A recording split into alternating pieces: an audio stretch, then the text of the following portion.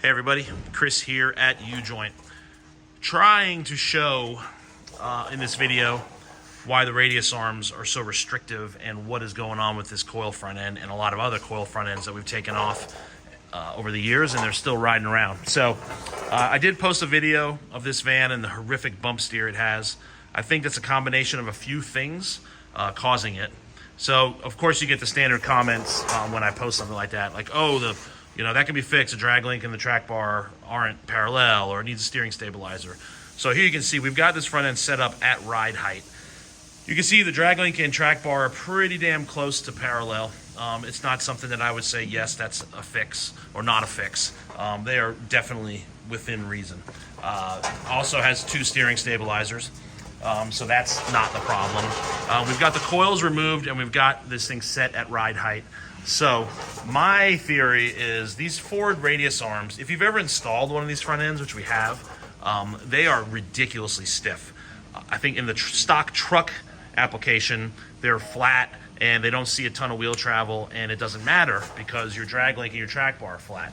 In a lifted four-wheel drive van, you're gonna have more angle to the track bar and the drag link. There's just no way around it to package this axle under a chassis that was never meant to have it. So, due to the fact that the stock radius arms don't allow any side-to-side flex, which I mean left-right, because this axle has to arc up as the drag link and track bar flatten out. This does have stock radius arms in it. You can see it's still got the Ford part number on them and the sticker from where they came from the dealer, from the installer. This van's already been to two different shops before it came here. So what we've done today is we put a mark on the pitman arm, and then we're just pulling a simple dim from the pitman arm to the track bar bracket to see how it changes in the suspension cycle. So now we're gonna stuff it and put it to full bump and show you how that looks. All right, so now we're at full bump.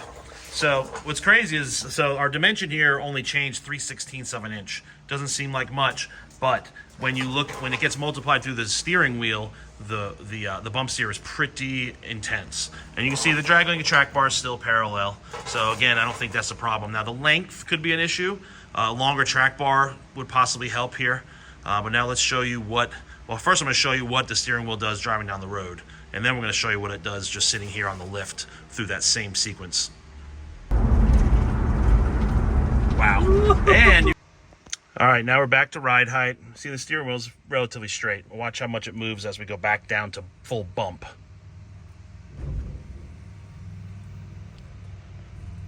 So that 3/16 of an inch at the pitman arm moves the steering wheel that much. This van was definitely undersprung, had a fairly heavy front bumper on it, and the springs just were not strong enough. So that's why you saw this bump steer so quickly and so regularly, is that the front end was just moving a lot, which is good for ride quality, but it's not good for bump steer. All right, so that summarizes what we feel about the radius arms.